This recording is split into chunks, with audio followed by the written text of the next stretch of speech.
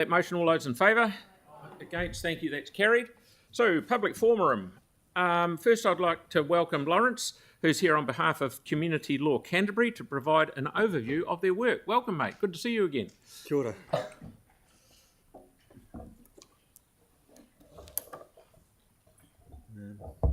Just going to bear with me while I organise computer screens. Oops. Ena mana, ena reo, ena rau rangatira mā, tēnā koutou, tēnā koutou, tēnā koutou katoa. Ko Lawrence Kimberley, tōku ingoa. I'm the Kai Whakahere, Chief Executive of Community Law Te Turi Whānui o Waitaha, Community Law Canterbury. And I'd like to acknowledge Mayor Phil Major, thank you for your welcome, and City Councillors, and of course the wonderful staff you have here, and thank you for the opportunity to present today. I also want to acknowledge those who've gone before me in the role of Kai Whakahaere, especially the leadership of Paul O'Neill. Paul built up Community Law Canterbury to be the largest community law centre in Aotearoa, New Zealand. So we've got quite a wide range of services and things that we do. So moving on to the next screen. We are one of 24 community law centres around New Zealand. There's one in most major cities. There are also, there are in fact 4 specialist centres now. So we have youth law, which is a national service for young people that's based in Auckland, but anyone from anywhere in the country can access that. Similarly, disability law, again based in Auckland. Ngāi Tahu Law Centre specialises in Māori law issues. They're actually based in Dunedin. And then there's a Te Arature Bridge to the Law, which is a pro bono clearinghouse, which I need to add to that for next time I do this presentation. That's also a national service, so that's where we can refer matters or cases onto a database, and then lawyers from around the Motu can pick up those cases on a pro bono basis and then run with it. So there's those 4 specialist community centres. Each of them provide all the same core services, which I'll come to. Many of us have our own areas of expertise, and we have a number here in Canterbury. So the majority of people we see are provided with initial legal advice. Our mission is to improve access to justice and to try to remove barriers to justice that people experience in the community. One of the biggest barriers, of course, is cost. Accessing legal help can be expensive. So our service is set up to be a free service for eligible people. So we're working with people who may be beneficiaries, have health issues or mental health issues, or what we might call the working poor as well. Generally, people who qualify for legal aid also are eligible for our service. So we have quite a big catchment of people and a lot of demand for our services. We operate out of our main building down in Montreal Street, 198 Montreal. We also have a wide number of outreach clinics. So we go out to Aranui to Actus every Tuesday, to the Loft in Linwood also on Tuesday. We have a clinic in Hornby, and we go to the prisons as well. So every Friday we rotate through all the prisons, including Te Wai, Punu, the youth facility as well, Te Punu Wai. The Family Law Clinic is here in the Justice Precinct, and that operates 3 days a week, and that's a drop-in clinic where those who have family law issues, can't afford a lawyer, would otherwise be self-representing, can come to our clinic and get assistance with whatever issue that they're facing. We also, of course, have a service to the wider Canterbury area. We have an area that goes from probably the north, Conway River in the north, down to Waitaki River in the south, Greymouth, and down to Haast on the west coast. So we have clinics in Ashburton, Timaru, Rangiora, Greymouth. We also have a strong relationship with Ngā Hauewha and Ngā Matawaka, and that's a really important strategic relationship we have with them. So there's a lot of things we do together, but we also do one of our law clinics down there as well. I'm running out of time, aren't I? So the kind of work we can do: preparing submissions, writing letters, representation. We've got a legal education team as well. They provide legal education to community organisations. Part of that is volunteer sector services work, which is currently, there's a high demand of that at the moment because the new Incorporated Societies Act is coming into force. There's about 29,000 incorporated societies that need to update all their constitutions and re-register. We are grateful to the council for helping to fund a service that is provided to those community groups. We also do Te Pai Oranga Iwi community panels. That's a restorative justice process and alternative to the courts for those who have a brush with the law. We have a specialist team working on that, and they do an amazing job. Kind of areas that we work in, those are all listed there. The additional one that I need to add next time is we have a specialist team that work on natural disaster insurance, which works through NZCRS, which is the New Zealand Claims Resolution Service. We are the legal provider for that, and that's now a national service. We're helping out with Cyclone Gabrielle, Muruwai floods, and a number of other natural disaster events. However, the biggest area of work is still the Canterbury earthquakes. There's a long tail and they're going on and on. And those issues are still coming in with monotonous regularity and increasing complexity. Questions? Okay, Yanni, one. Yeah, Do one, everyone. just one. I was just interested if you'd considered looking at providing a resource around environmental planning or resource management planning, and if so, what that looks like. At the moment, we haven't gone into that. We do have an aspiration to build our capacity for a kaupapa Māori service, and that's really important to them, to that part of our community. But at the moment, we are seriously at capacity, looking at those other areas of employment, family, insurance and things like that. Another area that we have a lot of pressure on us to work in is immigration.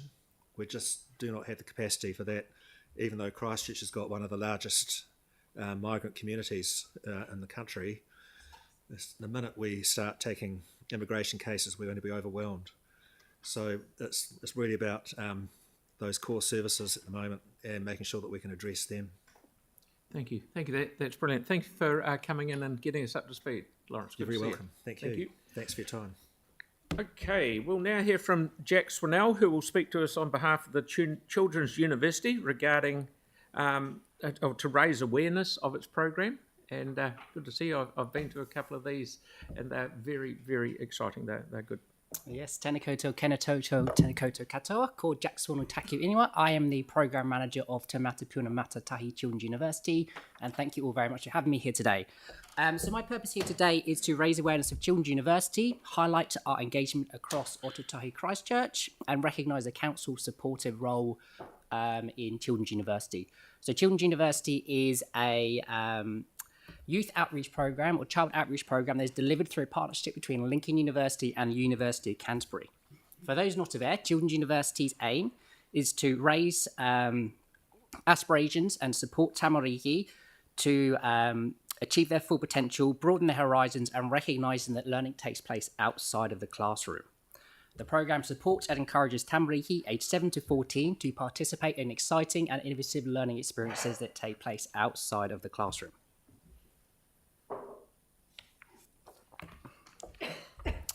Tamariki voluntarily join the program through their school or runanga. They're given a passport to learning, which you can see up here in my hand here. And the aim of them is to complete a range of learning experiences that take place outside of the classroom, so extracurricular learning experiences. They can collect hours through a range of different opportunities, such as visiting what we call learning destinations, which are external organisations, attend our campus experience day, where they get opportunity to experience what a university life is like for the day at one of the universities, They get to complete a range of online activities and learning booklets. They get to get recognised for any service they do in their community. And they can also get recognised for regular activities they do, such as sports, scouts, or Girl Guides, and far, far more. To recognise and reward their commitment to learning, once Tamariki achieve 30 hours or more in their passport, they're invited to our end-of-year graduation ceremony, which I know a few of you have attended here today. This is at the Christchurch City Town Hall.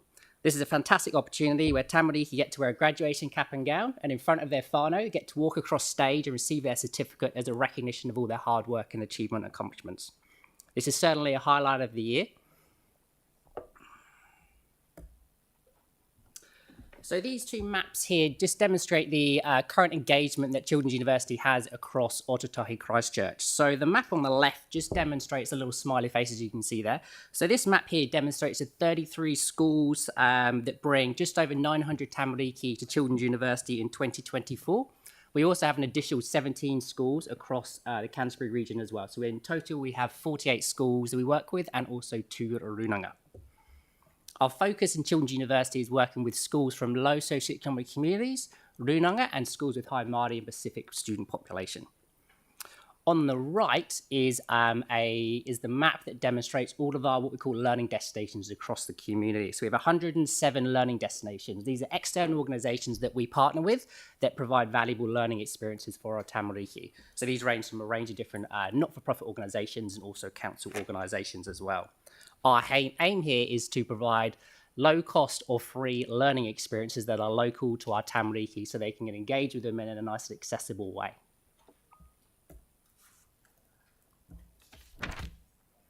So on behalf of Children's University, both universities and our members, I would like to take the opportunity to thank our council elected members and council staff for their ongoing support and mahi towards Children's University.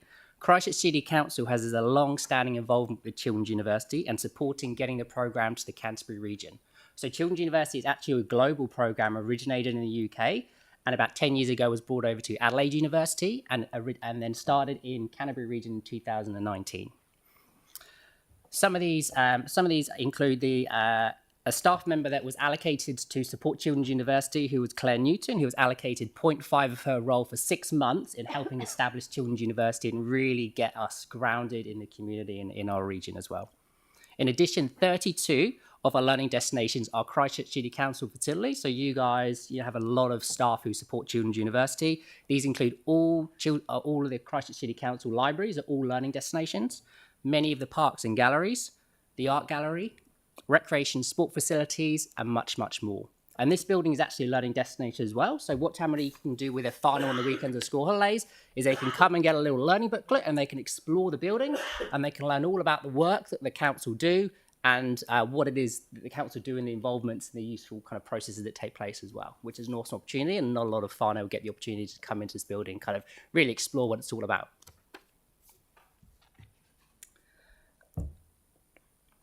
I would also like to thank the council staff. So really my role was to really thank the council staff for all their hard work who allow our tamariki to engage with these learning experiences that take place. We've also received valuable in-kind support from the council, such as council staff member Rose Crosland, who sits on our advisory board, and also Children's University being able to access all of the amazing networking and resourcing facilities that helps us get these learning experiences for our tamariki as well. So what next for Children's University? Children's University is enjoying working closely with Christchurch City Council to strengthen our learning experiences and opportunities. The demand for Children's University is really, really strong locally. So we have 46 schools on our waiting list just in the Canterbury region who are really interested in joining Children's University. So we're looking to explore with existing and new fundings about how we can grow the programme and bring on these new schools as well. So these are just some photos from our last graduation ceremony, I believe it was.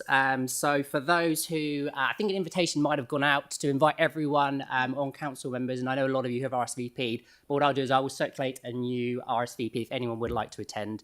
These ceremonies take place at the end of November. So thank you very much, and I may have run out of time, but if you've got any questions.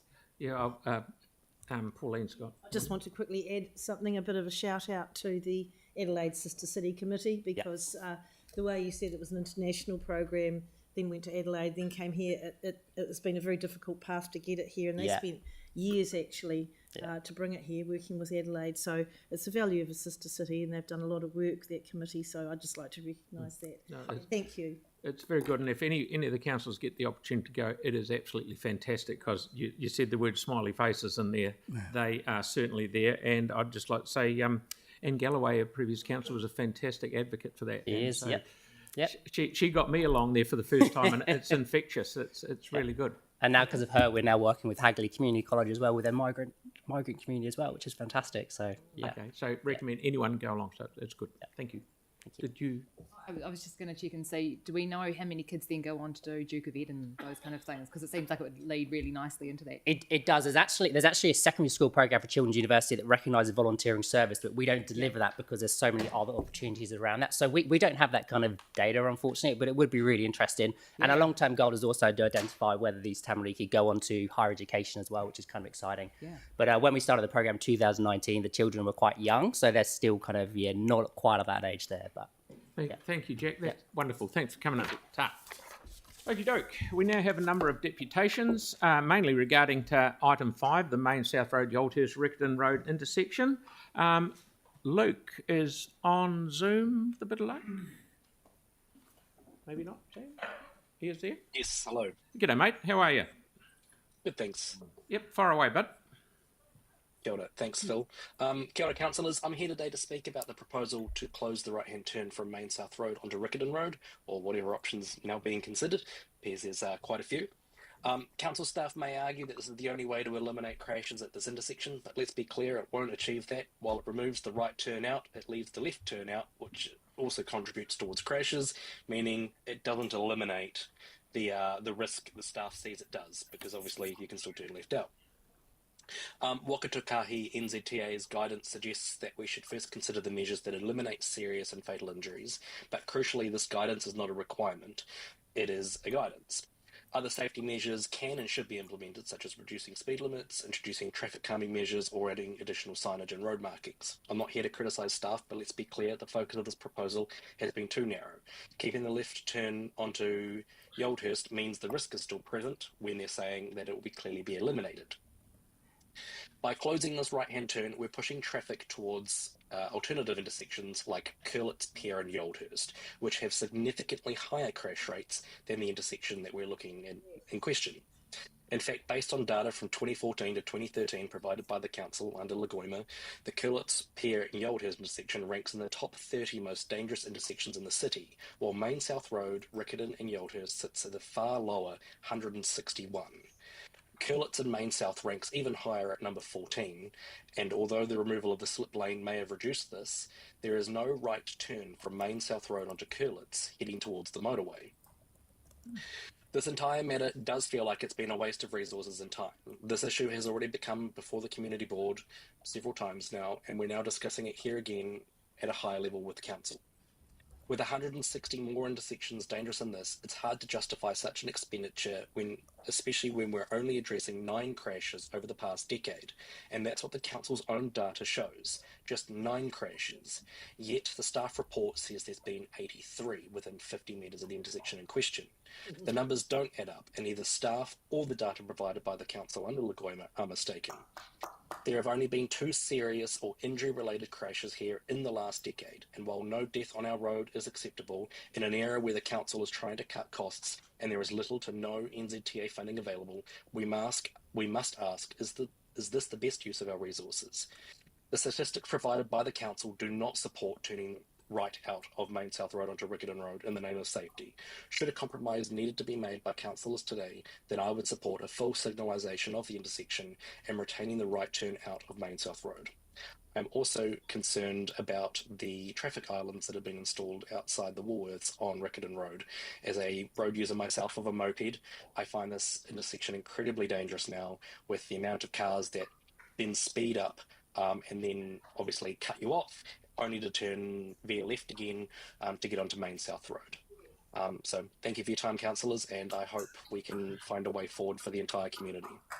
Thank you, Luke. That's very clear. Has anyone got a question? I think extremely clear what you've said. So thank you for your time. Thank you. Righto. So now I'd like to welcome Derek and Mike on behalf of the Greater Hornby Residents Association, please.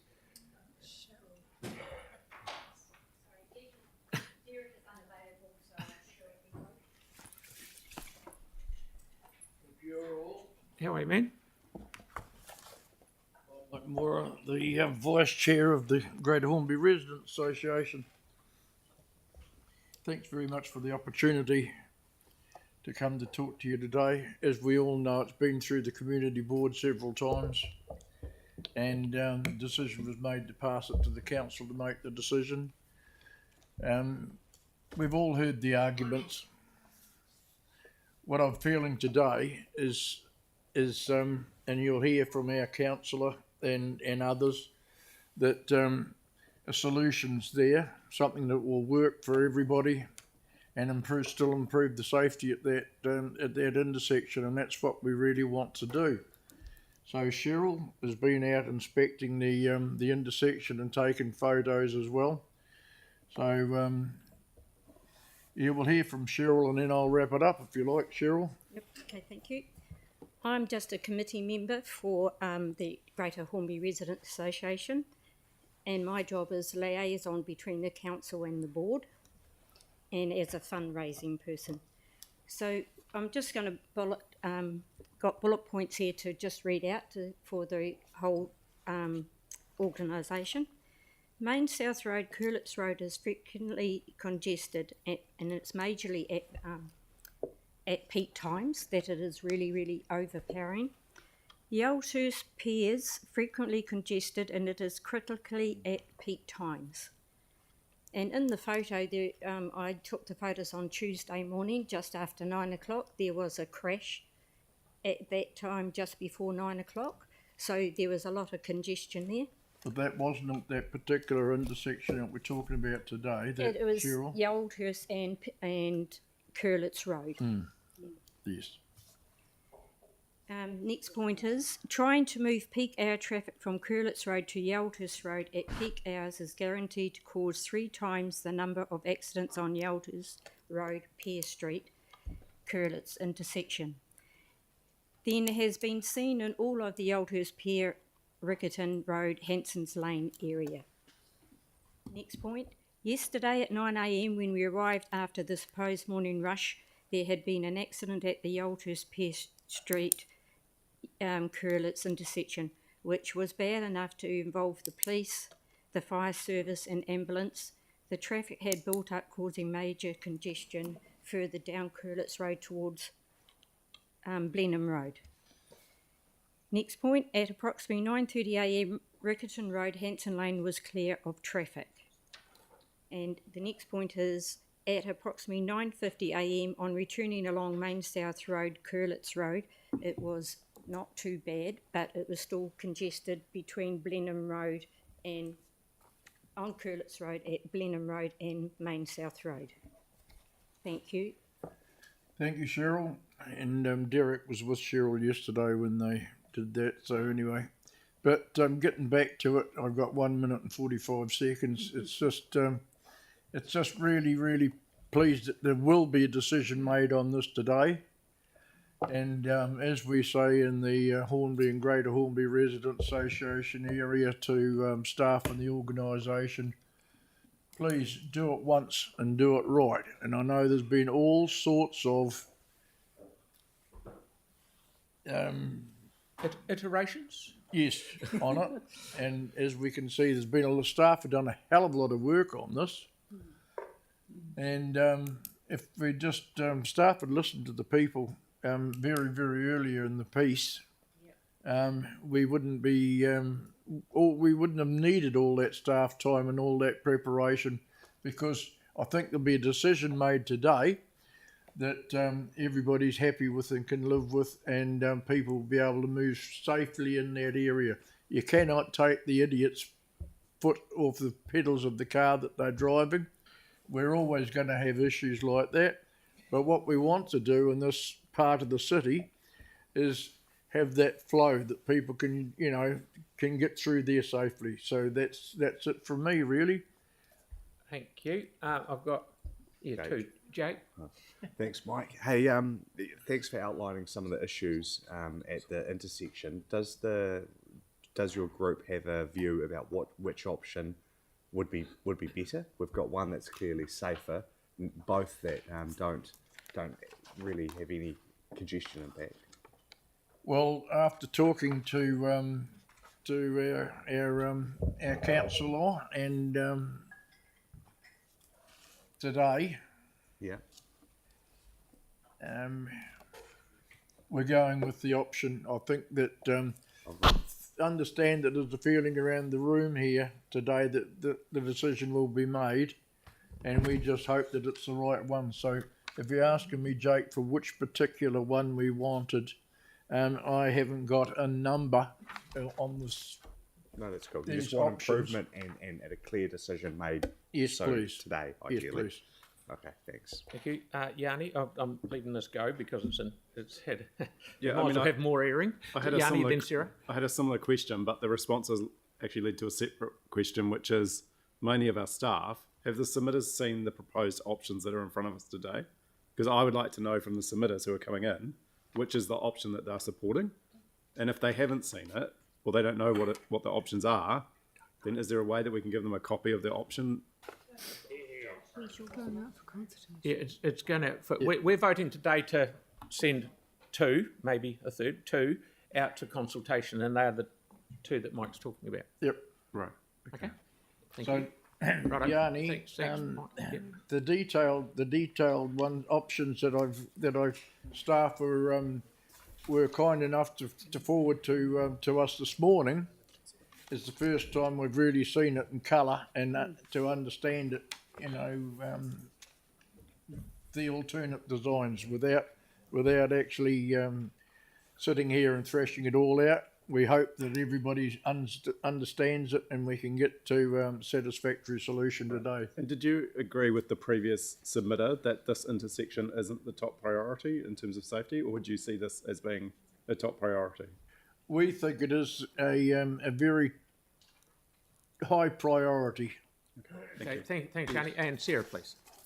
Yeah, mine was kind of like that last one. You agree that something needs to be done. Yes. It can't just be left the way it is. No, but what we want is the traffic still to flow in those directions safer. Okay. But you recognise that if we, for example, put traffic lights in that are there all the time and not just pedestrian lights, the traffic lights actually stop the flow of traffic more frequently than pedestrian lights. Yes. Okay, cool. Yes. Thank you. And Can I have one question? yes, Derek. Thank you.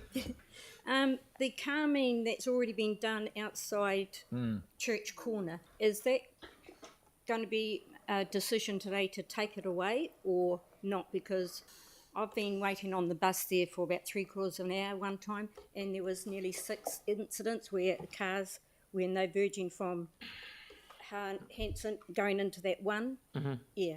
Yeah, it's And certainly not our best work. From what I'm led to believe, that has, because that part was done under delegation with the community board. It has to go back to them. I would like to see it added to, but we'll see if we can add it to the consultation document. But I don't know about the decision. And it's a good about having the fence there outside the Troy Library. I agree with that. Yes. Yep. Good on you. Thank you very much. Brilliant. Thank you very much. Thank you. Okay, so now I'd like to welcome Liz Orr on behalf of St Peter's Preschool, please. Hello, Liz.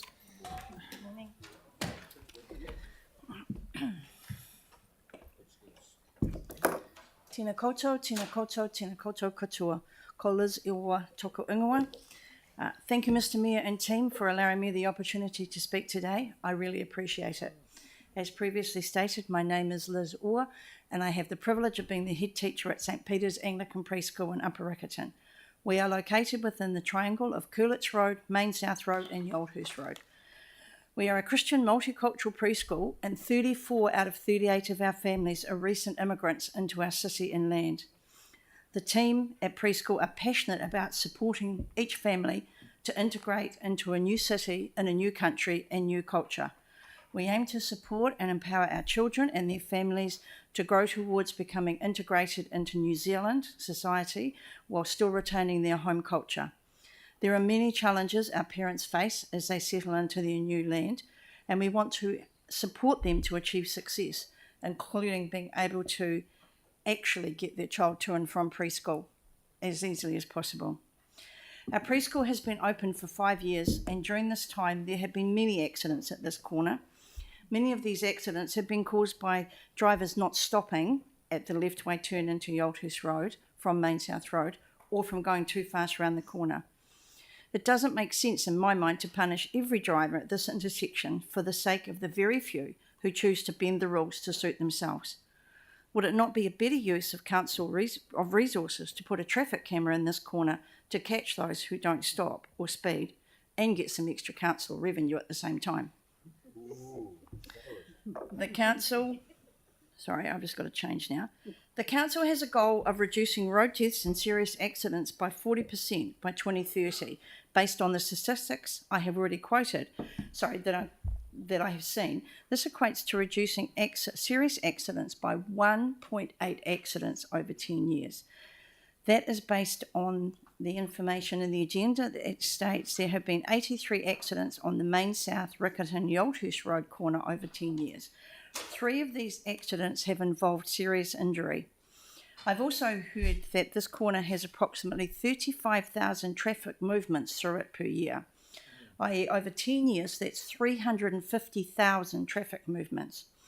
When you take 83 accidents over 10 years, it equates to 0.000237114% of traffic movements that cause an accident, i.e., 99.97626% of vehicle movements through this corner are safe, which seems fairly high to me.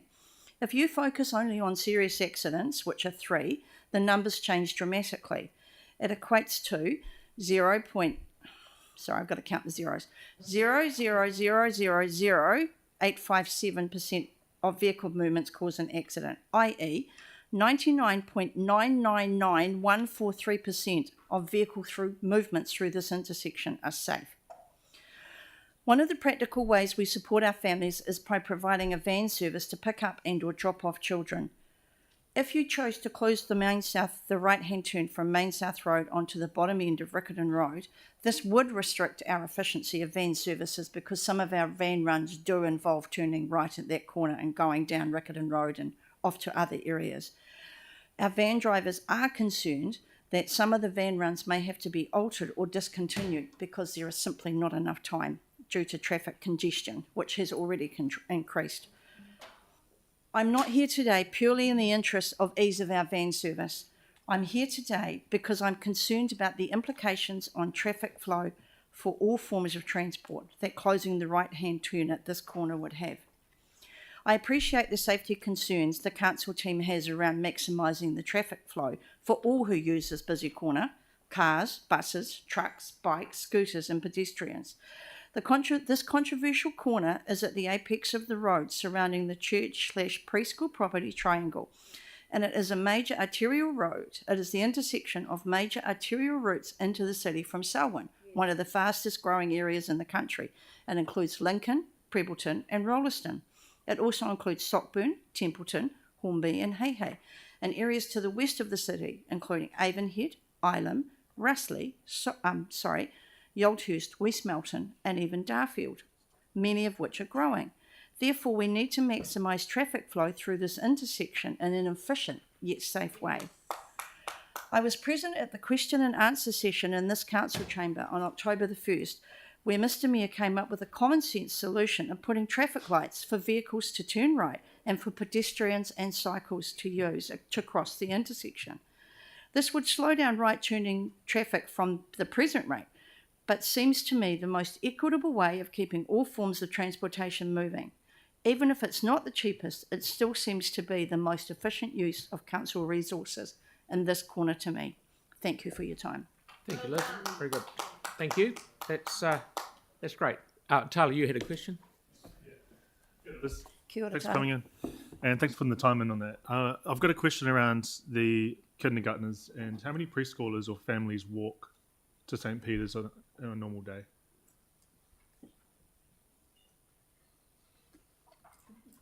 I'm just going through the families that I see walk. I want to say around 8. Okay. The majority come by vehicles, Okay. Okay. Thank either you. ours or their own. Yeah. Thanks. Thank you. Thank you for coming in. That's brilliant. Okie doke. So now I'd like to welcome Diane, please.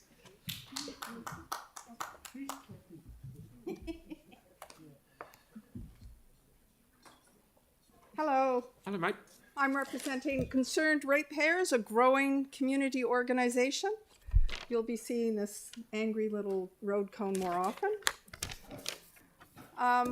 Okay, so my understanding is that traffic management first presented their idea of how the whole Church Corner area should be changed to the community board for approval after spending who knows how many dollars on architectural drawings and a video flyover before any consultation happened. I've been told staff need to make designs first so that ratepayers can know what they're voting on. Seriously. In reality, ratepayers feel that if a design has been drawn up, the decision has been made, and therefore there is no point in voicing their opinion because it won't be listened to.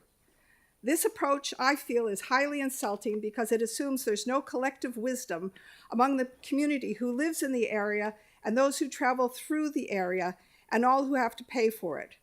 There are engineers, surveyors, designers, etc., with all kinds of expertise that would offer suggestions for free if only they were asked. Instead of paying consultants megabucks to do, I'm not sure what, why weren't the people, the experts at using the area, asked open questions how they would improve the roading before any drawings were made? Actually consulting with the people who use the area would help restore confidence in council. The Local Government Act 2002, Section 82, states that there needs to be consultation with those that are affected by or have an interest in the decision. Section 1 has not been adhered to, in my opinion. Consultation means not only the few hundred living around the immediate area in question, but all those that use the area, in this case, travel through an intersection. This failure of process is true for many cases around the city.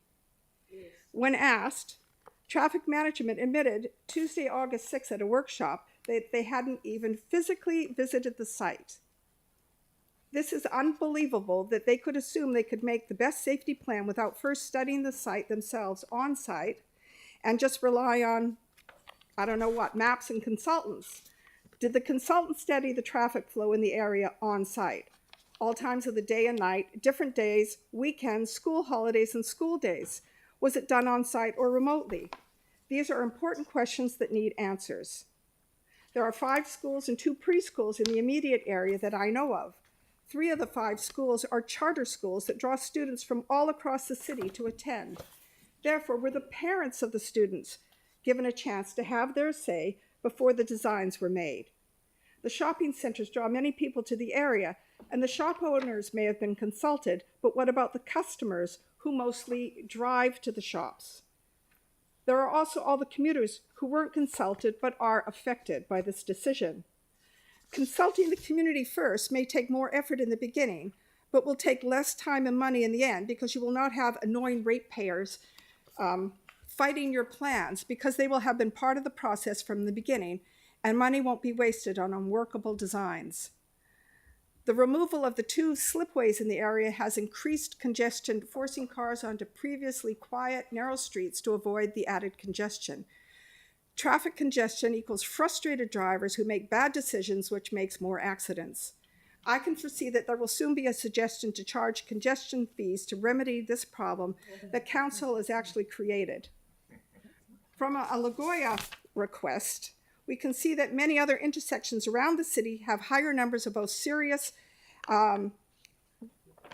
injuries and minor injuries than Yaldhurst Road, Rickerton Road, Main South Road intersection. Of the 83 accidents here, there were 3 serious or deaths and 6 minor injuries, which makes the majority of accidents, 74, ones with damage to cars only. If people are the focus of making intersections safer, why was this intersection chosen over others with a much higher injury or death rate?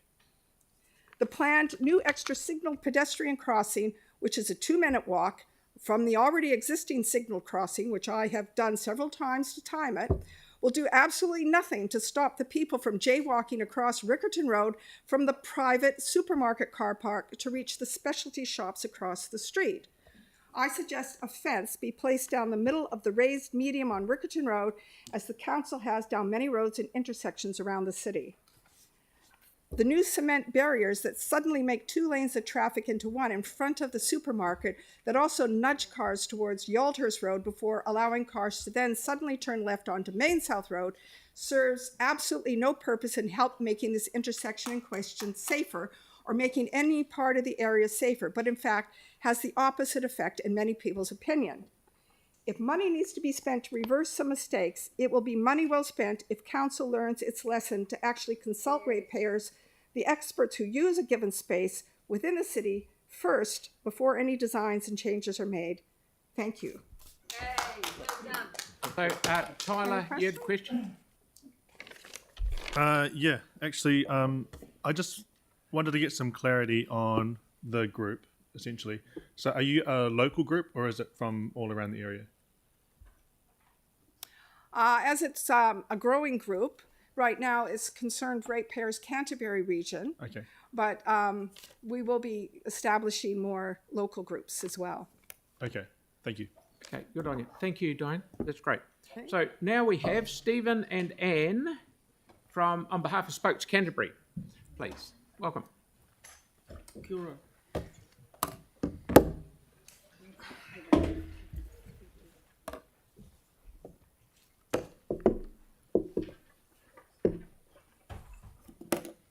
Good morning. I've usually been in this chamber talking for myself, but this time I'm speaking for Spokes Canterbury. I'd like to say clearly that Spokes Canterbury prefers option A. We thank the staff for the work they've done. It's a very good solution. The area has a lot of vulnerable pedestrians. It's close to 4 schools. There are elderly pedestrians crossing from medical centre, pharmacies and shops. Option A is safer without the right-hand turn because that right-hand turn has contributed to so many crashes. We support the signalised crossing across the intersection and the addition of the westbound cycle lane. Other options that retain the right turn are a less desirable solution from our point of view. We do recognise that it's removed the emerging lane, which has caused many crashes. But will drivers get impatient to go fast into a traffic gap and miss the red light of signalised crossings? I think that's likely to happen. We've seen that happening in other intersections around the city, notably one near where I and my council live in Marshlands.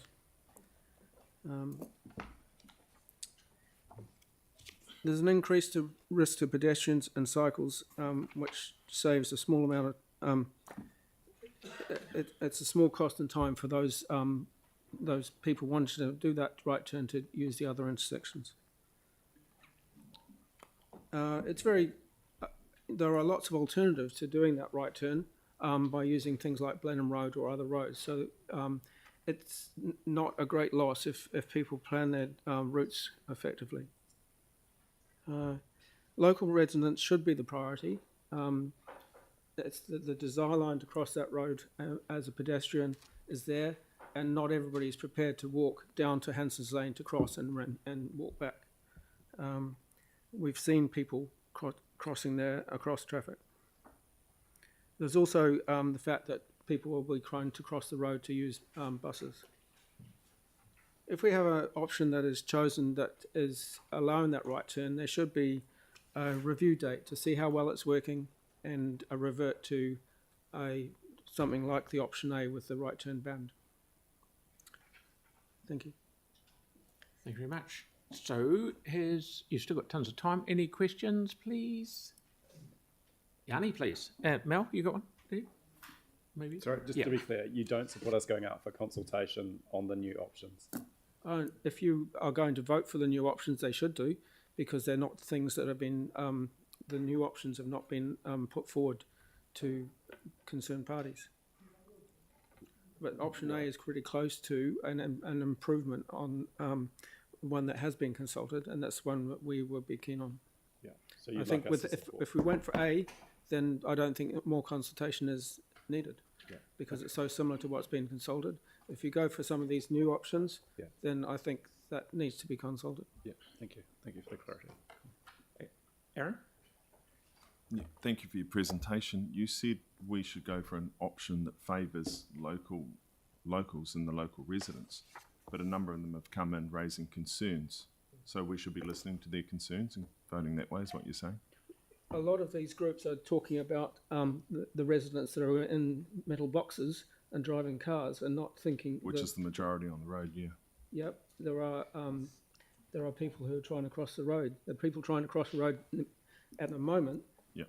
When the intersection is bad, so they're risk taking because the intersection is not doing the thing that they want it to do. So when you say cross the road, so not at marked intersections, you mean just across? Anywhere between Hanson's Lane and the Church Corner, there are people trying to cross because they're not prepared to go to one or the other. There isn't a sensible crossing at Yolters Corner, Yolters Reckon Corner. You support people crossing like that, or the previous submitter raised putting a fence in the middle so people wouldn't behave So like they're more frustrated, and only the people that want to climb a fence will cross there. So you will get more of them going. They'll that way. be fit and fast. So they'll Okay. Radio. Now, the thing is, if people are trying to cross there, Yep. there's a desire for those users to get across there, and building a fence is a Trumpian solution. Right. It's not. It's we should be allowing for the people that want to use that road the way they want to use it, not just the ones that are trying to speed through there. Yeah. Can I just say something that this is my area? I mean, I use this area all the time because I only saw this yesterday. I could have brought in a presentation showing you all of the difficulties of a pedestrian or a cyclist trying to cross here. I'm surprised that 8 families from the preschool actually walk because it is so dangerous. It's just so impossible to get across the road. And this is a really good solution. And I think once you put it in, then a lot more cyclists and a lot more pedestrians will use this. I've seen elderly people all of the time trying to get across here, and it is really, really difficult because they're slow and that traffic is fast. Okay. Thank you very much for coming in. That's good. Thank you. Okay, we're now up to item number 4, which is presentation of petitions, which we haven't got any of. Okay, so now we will move on to number 5, which is the